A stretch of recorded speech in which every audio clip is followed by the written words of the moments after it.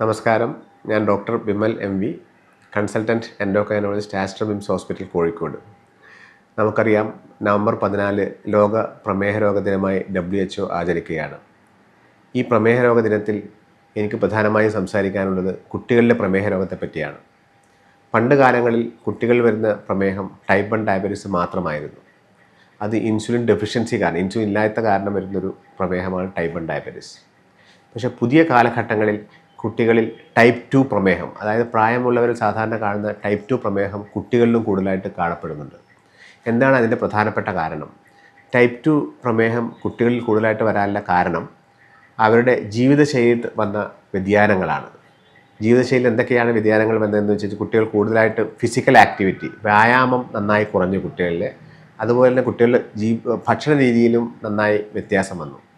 ഭക്ഷണ രീതിയിൽ കൂടുതൽ ജങ്ക് ഫുഡ് കഴിക്കുക, കൂടുതൽ ഹൈ കാലറി ഡയറ്റ്, അതായത് നമ്മൾ കൂടുതൽ ഫാസ്റ്റ് ഫുഡ്, നമുക്കറിയാമല്ലോ, ഫാസ്റ്റ് ഫുഡ് ഐറ്റംസ് കൂടുതലായിട്ട് കഴിക്കുക മുതലായ കാരണങ്ങൾ കാരണം കുട്ടികളുടെ തടി കൂടുകയും അത് കാരണമായി പ്രമേഹ രോഗം വരികയും ചെയ്യുന്നു.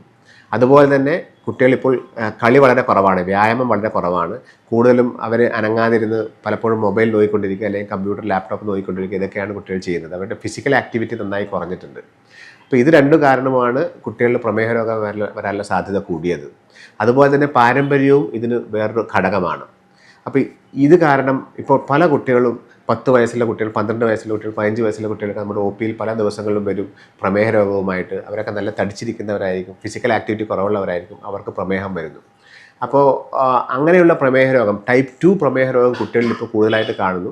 അപ്പോൾ അതിൽ നിന്ന് നമുക്കൊരു അത് കാരണം ഫ്യൂച്ചറിൽ ഭാവിയിൽ അവർക്ക് അതിൻ്റെ കോംപ്ലിക്കേഷൻസ് വരാം. കിഡ്നിയെ ബാധിക്കാം, ലിവറിനെ ബാധിക്കാം. പ്രമേഹ രോഗം വന്നതിന് നമുക്കറിയാമല്ലോ, അതിൻ്റെ കോംപ്ലിക്കേഷൻസ് വരാം. അപ്പോൾ നമ്മൾ കുട്ടികൾക്ക് കൊടുക്കാനുള്ള ഒരു ഉപദേശം എന്താണെന്ന് വെച്ച് കഴിഞ്ഞാൽ, പ്രമേഹ രോഗം പ്രതിരോധിക്കാൻ ഏറ്റവും നല്ല 2 കാര്യങ്ങളാണ്. ഒന്ന്, ഭക്ഷണ രീതിയിലെ വ്യത്യാസങ്ങൾ, അതായത് ഭക്ഷണ രീതിയിൽ നല്ല കൂടുതൽ ബാലൻസ്ഡ് ആയിട്ട് ഡയറ്റ്, നമ്മൾ കൂടുതൽ വെജിറ്റബിൾ പ്രോട്ടീൻസ്, പയറുവർഗ്ഗങ്ങളും പച്ചക്കറികളും ഫ്രൂട്ട്സ് അങ്ങനെ കൂടുതലായിട്ട് ഉൾപ്പെടുത്തുക. ജങ്ക് ഫുഡ്, ഫാസ്റ്റ് ഫുഡ് ഐറ്റംസും ബേക്കറി ഐറ്റംസും ഒക്കെ മാക്സിമം കുറയ്ക്കുക. പഞ്ചസാരയുടെ ഉപയോഗം മാക്സിമം കൺട്രോൾ ചെയ്യുക.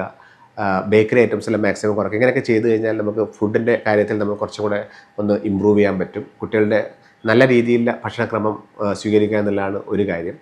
രണ്ടാമത്തെ ഇത് ഫിസിക്കൽ ആക്ടിവിറ്റി കൂടുക എന്നുള്ളതാണ്. അവരുടെ വ്യായാമം കൂടുക, അവർ കുട്ടികൾ നന്നായി കളിക്കട്ടെ.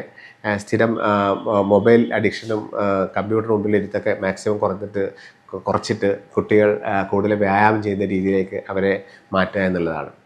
അപ്പോൾ ഈ രീതിയിൽ നമ്മൾ ചെയ്യുകയാണെങ്കിൽ കുട്ടികളിലെ ടൈപ്പ് 2 ഡയബറ്റീസ് മെലിറ്റസ് വരുന്നതും അവരുടെ പൊണ്ണത്തടിയും അതേപോലെ തന്നെ ടൈപ്പ് 2 ഡയബറ്റീസ് നമുക്ക് പരമാവധി കൺട്രോൾ ചെയ്ത് ഭാവിയിൽ അവരുടെ കോംപ്ലിക്കേഷൻസ് മാക്സിമം നന്നായി കുറക്കാൻ നമുക്ക് പറ്റുന്നതാണ്. ഈ ലോക പ്രമേഹ രോഗ ദിനത്തിലെ എൻ്റെ സന്ദേശം, കുട്ടികളിലെ പ്രമേഹ രോഗം നമുക്ക് ഭാവിയിലേക്ക് തടയാൻ വേണ്ടിയിട്ട് അവരുടെ ജീവിതശൈലി കൂടുതൽ ഇമ്പ്രൂവ് ചെയ്യുക എന്നുള്ളതാണ്. Thank you so much.